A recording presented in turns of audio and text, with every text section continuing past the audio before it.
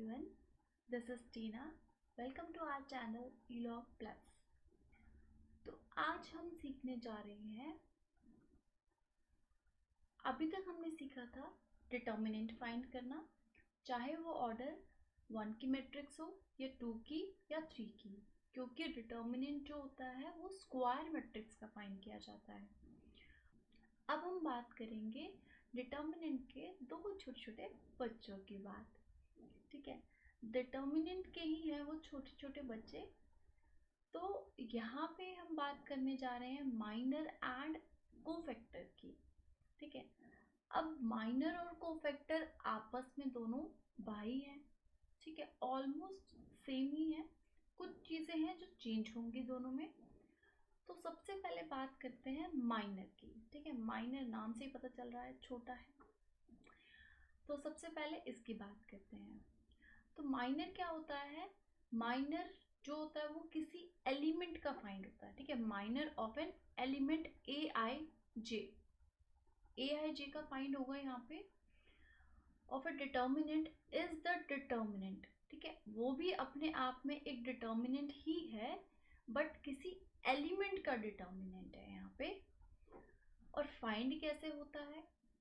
हम क्या करेंगे, जो भी हमारे पास डिटर्मिनेंट वाली मैट्रिक्स होगी उसमें जिस भी रो या कॉलम के अंदर वो एलिमेंट लाई कर रहा है उन दोनों को हम करेंगे डिलीट, और जो भी एलिमेंट उसमें बच जाएंगे उनका हम क्या निकालेंगे? डिटर्मिनेंट निकालेंगे। ठीक है, तो ये बात क्लियर हुई। माइनर क्या होता है हमारा, समझ आया? अब माइनर जो है उसको डिनोट करते हैं हम लोग MIJ से। यहाँ पे देखिए MIJ लिखा है, इससे डिनोट करते हैं। ठीक है, अब नेक्स्ट बात करते हैं कोफैक्टर, जो कि उसका भाई है। अब जो कोफैक्टर है उसमें सारे एलिमेंट्स का जो डिटर्मिनेंट होता है वैसे ही निकलता है, बट कुछ एलिमेंट्स होते हैं जिनके आगे लग जाता है माइनस। ठीक है, अब वो माइनस जो है कहाँ कहाँ लगेगा, ये याद करने के लिए सबसे पहले आप वो याद करिए, मैंने बताया था कि अगर आप डिटर्मिनेंट निकालते हैं तो वहाँ पे आप चेक करते हैं कि डायमंड शेप के कॉर्नर्स जो होते हैं उसी एलिमेंट के आगे क्या लगाते थे? माइनस लगाते थे, राइट? यहाँ पे भी सेम ही काम करना है। डायमंड जो शेप है उसके कॉर्नर्स को चेक करो, और जहाँ पे वो कॉर्नर है उनके आगे आपको लगाना है -1, मतलब -1 से मल्टीप्लाई करना है। तो यहाँ पे भी उनको हमें क्या करना है? -1 से मल्टीप्लाई कर देना है, और वहाँ से हमें मिल जाएंगे कोफैक्टर्स, जो कि हैं माइनर के भाई। अब बाकी सारे जो एलिमेंट्स होंगे उनका कोफैक्टर रहेगा सेम। यहाँ पे जो कोफैक्टर है उसको हम लोग डिनोट करते हैं कैपिटल AIJ से डिनोट करते हैं। ठीक है, कैपिटल AIJ से। ठीक है, तो लॉजिकली क्या होता है कि -1 raise to power I plus J होता है। I प्लस जे मैंने बताया था, I क्या होता है? रो को डिनोट करता है कि कौन सी रो है। ठीक है, रो नंबर को डिनोट करता है, और जे क्या डिनोट करता है? जो भी कॉलम नंबर होता है। ठीक है, तो हम लोग उसको प्लस करते हैं। अगर वो इवन आता है तो -1 रेज टू पावर इवन क्या होता है? 1 ही होता है। अगर वो ऑड होता है तो -1 raise to power odd number is क्या होता है? -1। तो वहीं से निकलता है ये। इनटू में MIJ मतलब माइनर को मल्टीप्लाई करना है। तो ये बात होगी कोफैक्टर की। ठीक है, अब बात करते हैं हम कि एक निकाल के देखते हैं माइनर और कोफैक्टर को, ताकि और क्लियर हो जाए चीज़ें। ठीक है, तो क्वेश्चन देखते हैं एक छोटा सा। यहाँ पे आपको एक डिटर्मिनेंट मैट्रिक्स दी हुई है, और इसमें आपको माइनर और कोफैक्टर फाइंड करना है 6 का। ठीक है, 6 नंबर यहाँ पे ये रहा, इसका फाइंड करना है। तो हम सबसे पहले माइनर निकालेंगे इसमें। माइनर यहाँ पे डिनोट करते हैं MIJ से, ठीक है। और हमें पता है किसका निकालना है, यहाँ पे MI हमारे पास रो कौन सी है 2, J कॉलम कौन सा है हमारे पास 3, ठीक है।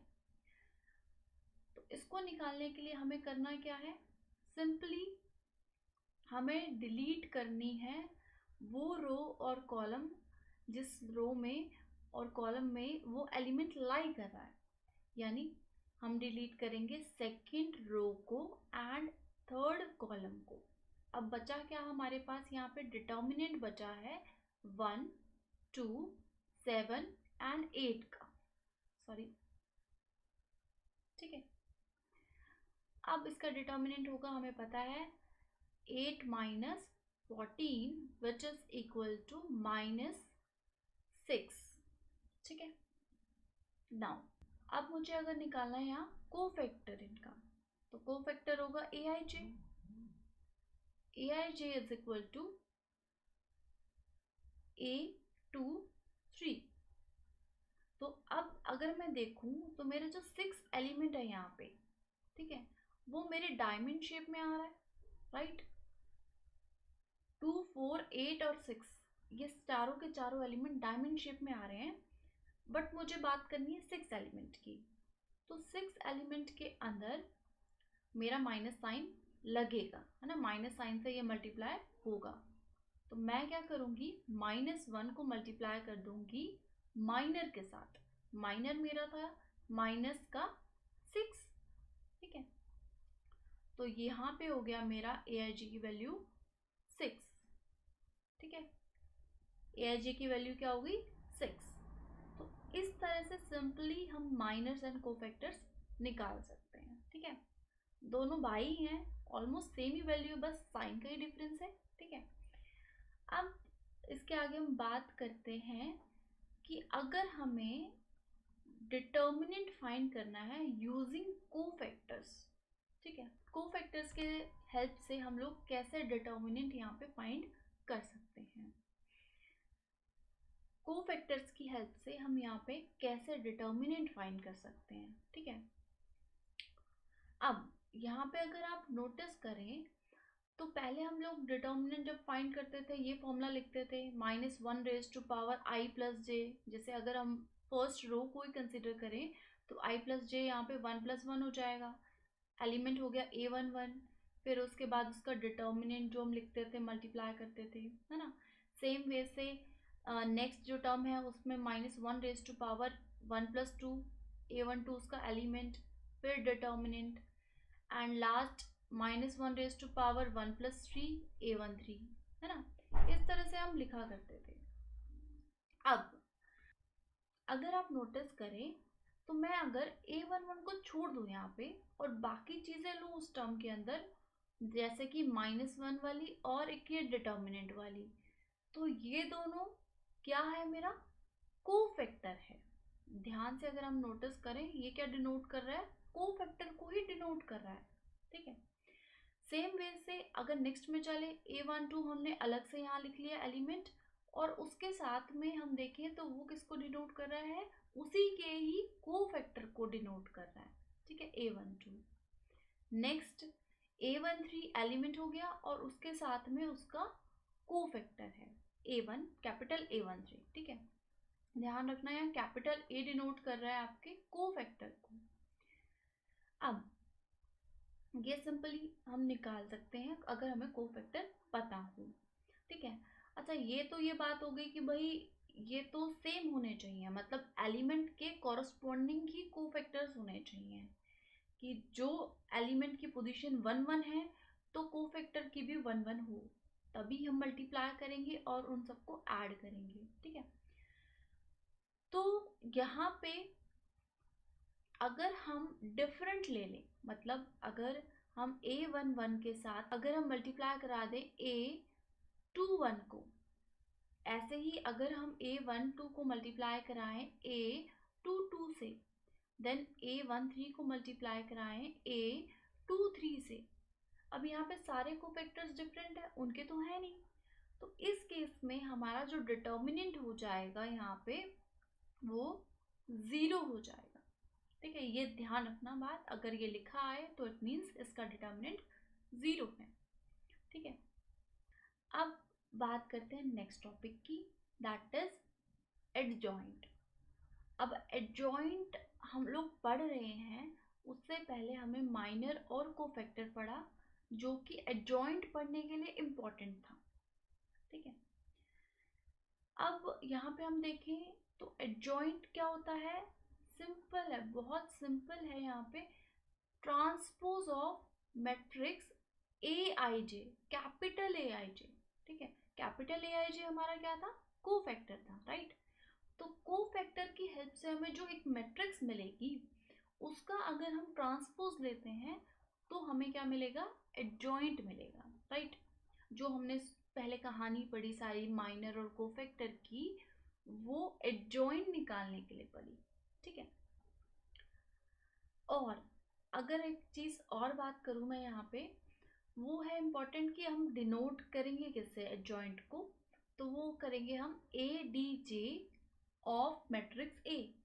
ए डी जे क्या है, यहाँ पे शॉर्ट फॉर्म है एडजॉइंट की। ठीक है, एडजॉइंट ऑफ मैट्रिक्स ए। अब नेक्स्ट बात करते हैं हम यहाँ पे singular matrix and non singular matrices. ठीक है, ये भी इम्पोर्टेंट है जानना। सिंगुलर मैट्रिक्स क्या होती है, अगर किसी मैट्रिक्स का जो डिटर्मिनेंट है यहाँ पे वो इक्वल टू 0 मिल जाए, हमें 0 मिल जाता है, तो हम उसको कह देंगे कि वो सिंगुलर मैट्रिक्स है। जैसे एक एग्जांपल देखते हैं, यहाँ पे हमें मैट्रिक्स गिवन है A 1 2 4 8। ए मैट्रिक्स का अगर हम डिटर्मिनेंट फाइंड करते हैं तो क्या मिलेगा, 8 माइनस 8 मिलेगा यहाँ पे, विच इज इक्वल टू 0। ठीक है, तो इसलिए ये वाली जो ए मैट्रिक्स है ये हमारी सिंगुलर है। अब हम बात करते हैं नॉन सिंगुलर मैट्रिक्स की। नॉन सिंगुलर मैट्रिक्स जो होती है उसमें इससे अपोजिट होता है। क्या अपोजिट होता है, यहाँ पे हमारा determinant of A is not equal to 0 होता है। ठीक है, आप ध्यान ऐसे रख सकते हैं कि नॉन लिखा है, इसका मतलब है नॉट 0। ठीक है, non singular means not 0, determinant हमारा 0 नहीं होना चाहिए। ठीक है, तो इसका भी एक एग्जांपल देखते हैं हम। यहाँ पे ये ए मैट्रिक्स दी हुई है हमें 1 2 3 4। 1 2 3 4 का अगर हम डिटर्मिनेंट निकालें तो ये हो जाएगा 4 minus 6, which is equal to -2, जो कि नॉट इक्वल टू 0 है। इसलिए ये मैट्रिक्स क्या है, नॉन सिंगुलर है। ठीक है, इसके बारे में भी हम क्यों जान रहे हैं यहाँ पे, ये आपको नेक्स्ट टॉपिक में पता चलेगा कि सिंगुलर और नॉन सिंगुलर जानना क्यों इम्पोर्टेंट है। ठीक है, अब बात करते हैं हम रिमार्क की, जो कि इम्पोर्टेंट है आपके 1 मार्क क्वेश्चन के लिए।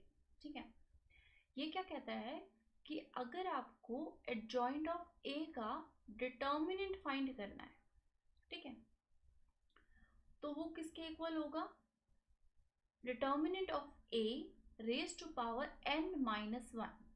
ठीक है, n क्या है यहाँ पे, n होगा आपका ऑर्डर। ठीक है, ऑर्डर होगा मैट्रिक्स का जो कि आपको गिवन होगा। ठीक है, तो यहाँ पे आपको दो चीजें हो सकती हैं कि आपको दे दें सपोज कि ए मैट्रिक्स का डिटर्मिनेंट दे दें और बोलें कि फाइंड करो एडजॉइंट ऑफ ए का डिटर्मिनेंट क्या होगा। ठीक है, ये दिया हो सकता है, यहाँ पे जनरली ऐसे दिया जाता है आपको। ठीक है, तो उसमें आपको हेल्प करेगा। अब एक और चीज के बारे में बात कर लेते हैं यहाँ पे, जो हो सकता है 1 मार्क के क्वेश्चन में पूछा जाए या उससे रिलेटेड क्वेश्चन आ जाए। जैसे अगर आपको ए मैट्रिक्स का डिटर्मिनेंट दे दिया, सेकेंड चीज आपको दे दी बी मैट्रिक्स का डिटर्मिनेंट, तो अगर आप फाइंड करना चाहते हैं ए बी का डिटर्मिनेंट क्या होगा, ठीक है, क्या फाइंड करना चाहते हैं आप, ए बी का डिटर्मिनेंट, तो वो किसके इक्वल होगा, determinant of A into determinant of B. ठीक है, आपको बस सेपरेट करना है दोनों मैट्रिसेस को और उसके डिटर्मिनेंट को लिख देना है। ठीक है, तो इस तरह से आप फाइंड कर सकते हैं। ये होगी आपकी सेकंड चीज। अब बात करते हैं एक और चीज के बारे में, दैट इज अगर आपको किसी मैट्रिक्स ए का डिटर्मिनेंट गिवन हो, ठीक है, ये चीज आपको गिवन होगी सपोज, तो आपको फाइंड करना है कि k इंटू ए का डिटर्मिनेंट क्या होगा। ठीक है, तो वो क्या होगा, आपको k raise to power n into determinant of a होगा। ठीक है, यहाँ पे बस आपको ध्यान क्या रखना है, k की पावर n करना है। n क्या है, फिर से वही ऑर्डर ऑफ मैट्रिक्स जो आपको गिवन होगा। ठीक है, तो इस टाइप के क्वेश्चन पूछे जा सकते हैं 1 मार्क में आपके, तो इनको ध्यान रखिएगा, नोट कर लेना। ठीक है, अब आगे चलते हैं हम लास्ट इनवर्स ऑफ मैट्रिक्स पे। जो हमने इतना सब पढ़ा, माइनर, कोफैक्टर, एडजॉइंट, वो हमें हेल्प करेगा inverse of A matrix find करने के लिए।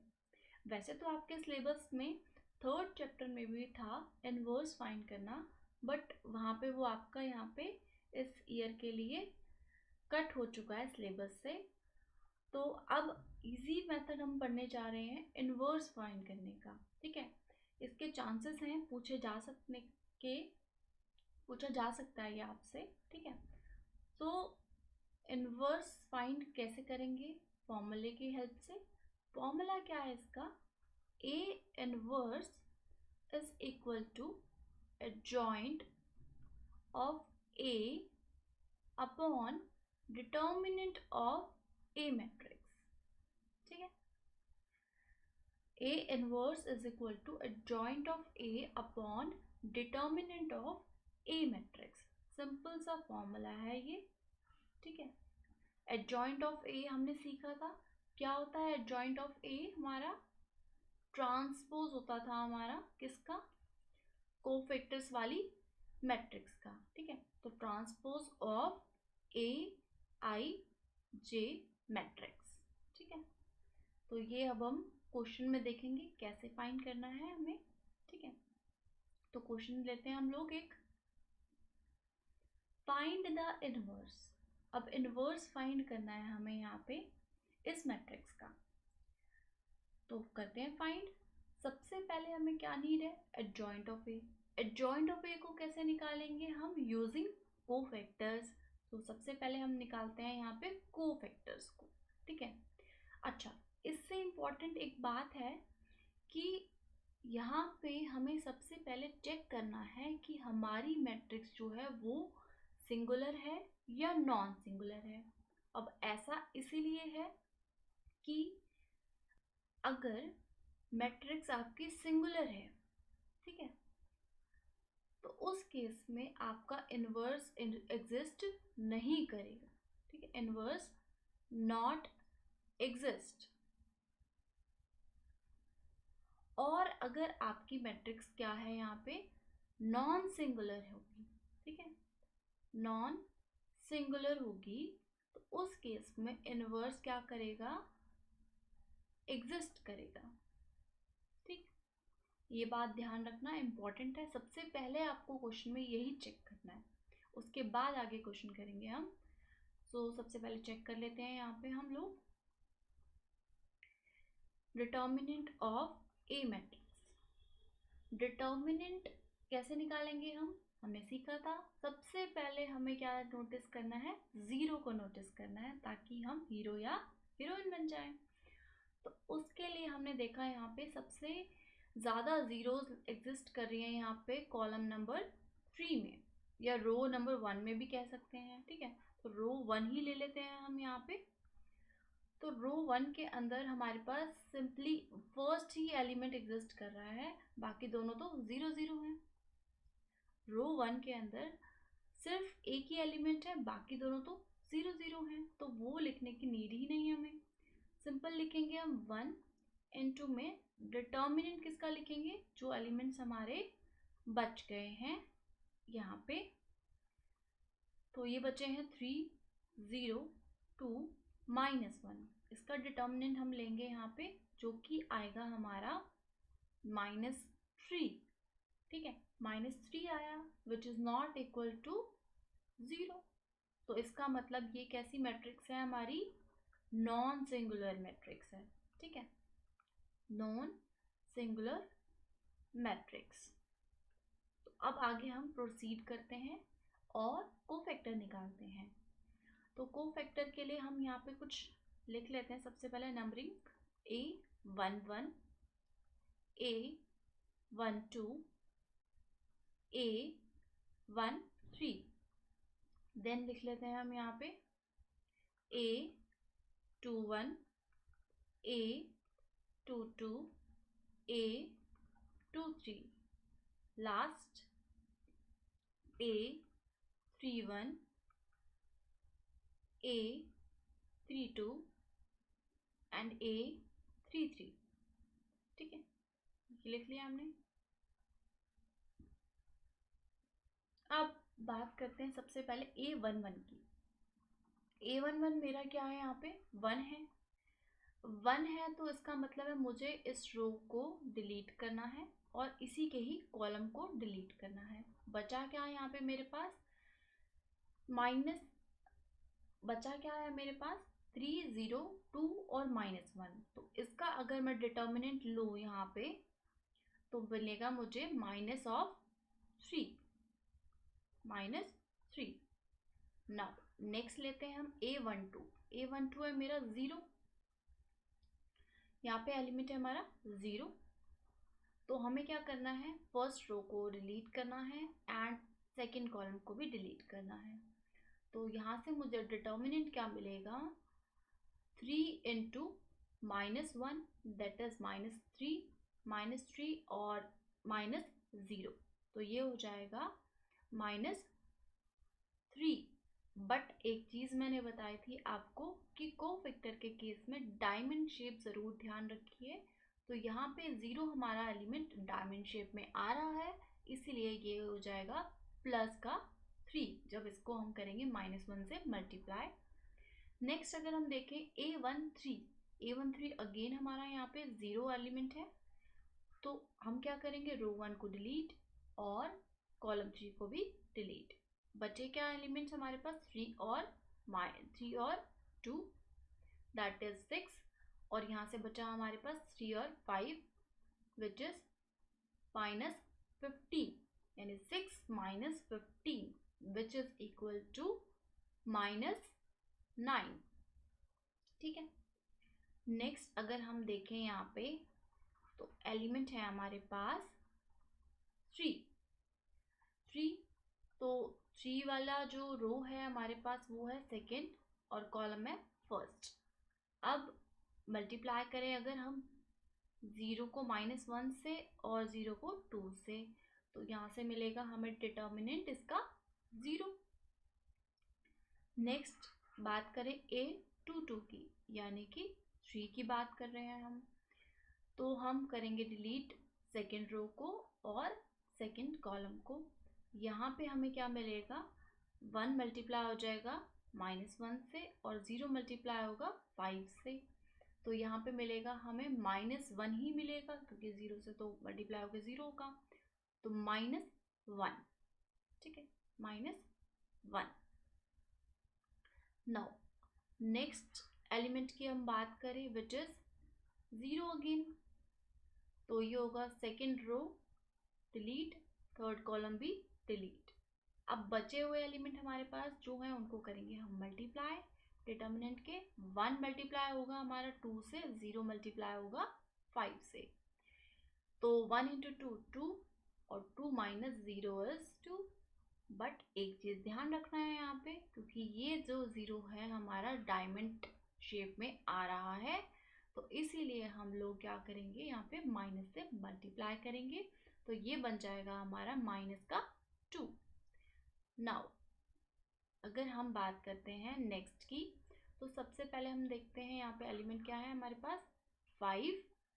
तो हम करेंगे डिलीट फर्स्ट कॉलम को और थर्ड रो को। तो यहाँ से हमें डिटर्मिनेंट दिख रहा है साफ 0 आएगा, तो लिख लेते हैं हम यहाँ पे 0। नेक्स्ट देखें हम, एलिमेंट है हमारे पास 2। अगेन डिलीट करें हम यहाँ पे सेकेंड कॉलम को और थर्ड रो को, तो अगेन यहाँ पे हमें क्या मिला 0, तो 0 लिख लेते हैं हम अपना determinant last element that is -1। तो यहाँ पे डिलीट की हमने third row and third column, बचा हमारे पास 1 into 3 दैट इज 3, और यहाँ पे हमारे पास है 0, तो 3 into में 3 minus 0 3, तो लास्ट में लिख लेती हूँ मैं यहाँ पे 3। ठीक है, तो मैंने सारे एलिमेंट्स जो भी थे मेरे पास उनको मैंने मल्टीप्लाई कर दिया है।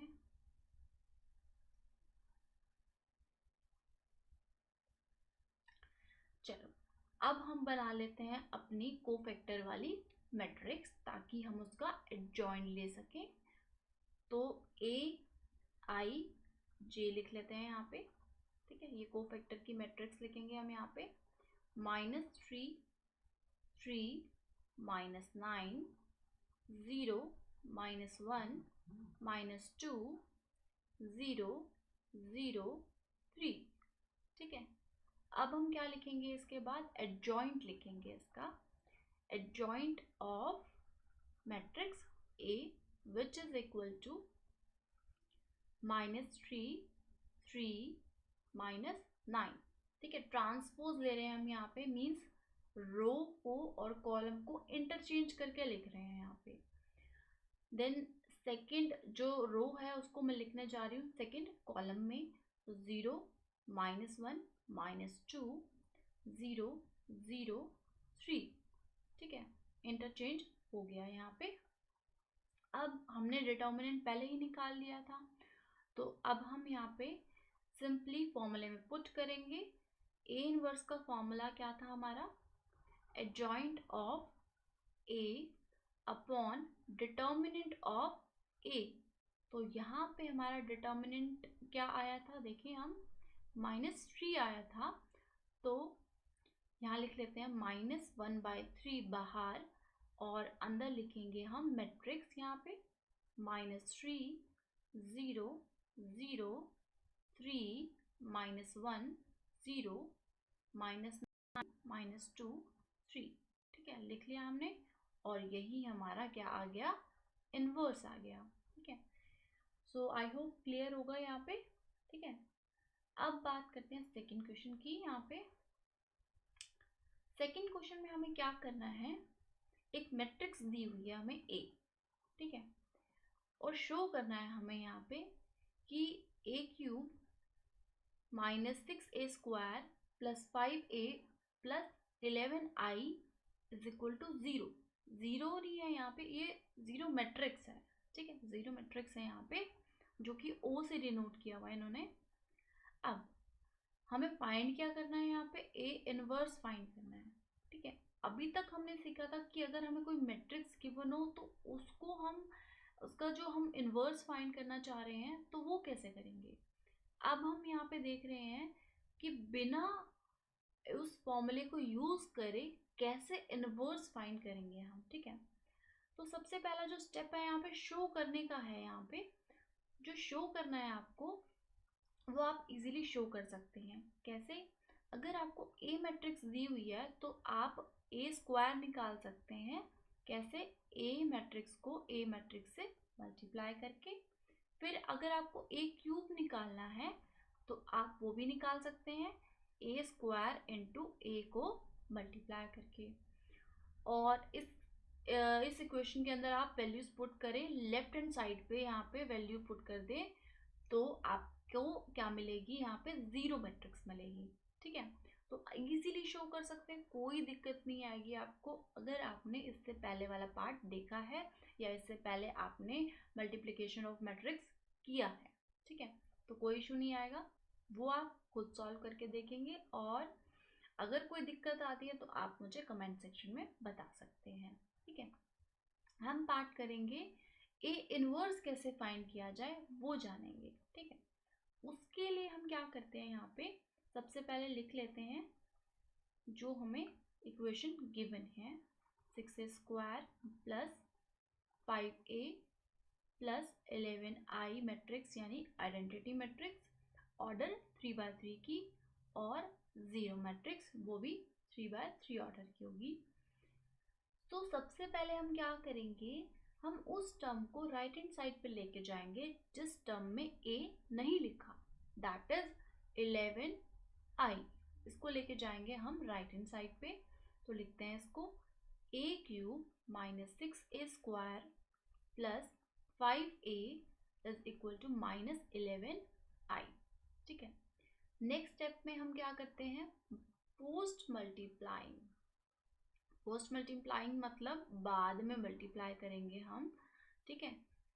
बाद में मतलब राइट हैंड साइड पे उसको मल्टीप्लाई करेंगे यहाँ पे, ठीक है, बाय ए इनवर्स, ठीक है। पूरी इक्वेशन को हम मल्टीप्लाई करेंगे ए इनवर्स से, तो क्या मिलेगा हमें, देखें, a³ into A inverse minus 6a² into A inverse plus 5a into A inverse is equal to minus 11i into में ए इनवर्स, ठीक है। ये हो गया। अब नेक्स्ट स्टेप देखें, इसके बाद इसको खोल के लिखेंगे हम यहाँ पे a² इंटू में a इंटू में ए इनवर्स। ऐसा क्यों किया हमने यहाँ पे, क्योंकि हमें पता है अगर ए इनवर्स से मल्टीप्लाई होता है तो वो बनता है आइडेंटिटी मैट्रिक्स, ठीक है। तो हम यहाँ पे लिखेंगे नेक्स्ट स्टेप में उसको, अभी फिलहाल इसको थोड़ा सा ओपन करके लिख लेते हैं, माइनस 6a इंटू में ए इनवर्स प्लस, यहाँ पे देखें अगर हम तो a इंटू में ए इनवर्स ही है, तो इसको सिंपली लिख देती हूँ मैं 5i minus 11i into A inverse. जब भी आइडेंटिटी मैट्रिक्स किसी भी मैट्रिक्स से मल्टीप्लाई होती है तो वही मैट्रिक्स मिलती है हमें, ठीक है। तो यहाँ पे क्या मिलेगा हमें, ओनली ए इनवर्स, ठीक है। नेक्स्ट स्टेप में हम यहाँ पे सब जगह पे i लिख देंगे, ठीक है। नाउ यहाँ पे बचेगा a² इंटू में i matrix minus 6a into में i प्लस 5 इंटू में i is equal to minus 11a inverse, ठीक है। अब धीरे धीरे आप देखें तो सिर्फ हमारे पास एक ए इनवर्स बच रहा है राइट हैंड साइड पे, है ना, तो जिसकी मुझे वैल्यू निकालनी है। तो अब नेक्स्ट स्टेप क्या होगा, अब आइडेंटिटी मैट्रिक्स किसी भी मैट्रिक्स से मल्टीप्लाई होती है तो हमें सेम ही मैट्रिक्स मिलती है ना, ये तो हम पहले से ही जानते हैं। तो हम लिख देते हैं इसको a² minus 6a plus 5i। अब 5i को आप 5 मत लिखना, क्यों, क्योंकि यहाँ पे a के साथ मल्टीप्लाई नहीं हो रहा है i, ठीक है। तो इसको ध्यान रखना, i यहाँ पे रहेगा, ठीक है। 5 क्योंकि एक नंबर है तो उस नंबर को हम एक मैट्रिक्स से मल्टीप्लाई करेंगे, दैट इज आइडेंटिटी मैट्रिक्स से, ठीक है। तो इज इक्वल टू में हो जाएगा माइनस 11a इनवर्स। अब a इनवर्स की वैल्यू निकालते हैं, तो उसके लिए हम क्या करेंगे, a इनवर्स को यहाँ पे एज इट इज रख देंगे, ठीक है, और माइनस 11 को ले जाएंगे नीचे यहाँ पे, तो ये बन जाएगा हमारे पास -1/11, और ये हो जाएगा a² minus 6a plus 5i is equal to a inverse, ठीक है। अब यहाँ से आपको जो है a इनवर्स की वैल्यू मिल जाएगी, बहुत आसानी से मिल जाएगी, ठीक है। आपको बस इसमें करना क्या होगा, a² की वैल्यू, a की वैल्यू और आइडेंटिटी मैट्रिक्स की वैल्यू तीनों पुट करनी है, ठीक है। a² A and identity matrix तीनों पुट करना है और उसको ऐड सब्ट्रैक्ट करके सॉल्व करना है, तो आपको ए इनवर्स मिल जाएगा। ठीक है, ये पार्ट मैं आपके लिए छोड़ रही हूँ क्योंकि आप जानते हैं मल्टीप्लिकेशन कैसे करना है मैट्रिसेस का। तो आप मुझे इसका आंसर कमेंट सेक्शन में ज़रूर देंगे। ठीक है, और क्वेश्चंस को और प्रैक्टिस करते रहेंगे ताकि आपका जो कॉन्सेप्ट है वो स्ट्रांग हो जाए और एग्ज़ाम में कोई भी गलती ना हो। ठीक है, यहाँ पे अगर आपने एक भी नंबर गलत नोट किया या एक भी जगह आपने माइनस साइन स्किप कर दिया तो आपके जो ये लड्डू जैसे क्वेश्चंस हैं वो गलत हो जाएंगे, है ना। बहुत इजी क्वेश्चन है इसलिए कह रही हूँ लड्डू जैसे क्वेश्चन तो गलत हो जाएंगे, तो इसका ज़रूर ध्यान रखना। ठीक है, तो अब हम मिलेंगे नेक्स्ट लेक्चर में, नेक्स्ट पार्ट में। ठीक है, वो होगा इसका लास्ट पार्ट। तो मिलते हैं नेक्स्ट लेक्चर में, तब तक के लिए प्रैक्टिस करते रहिए एंड थैंक यू।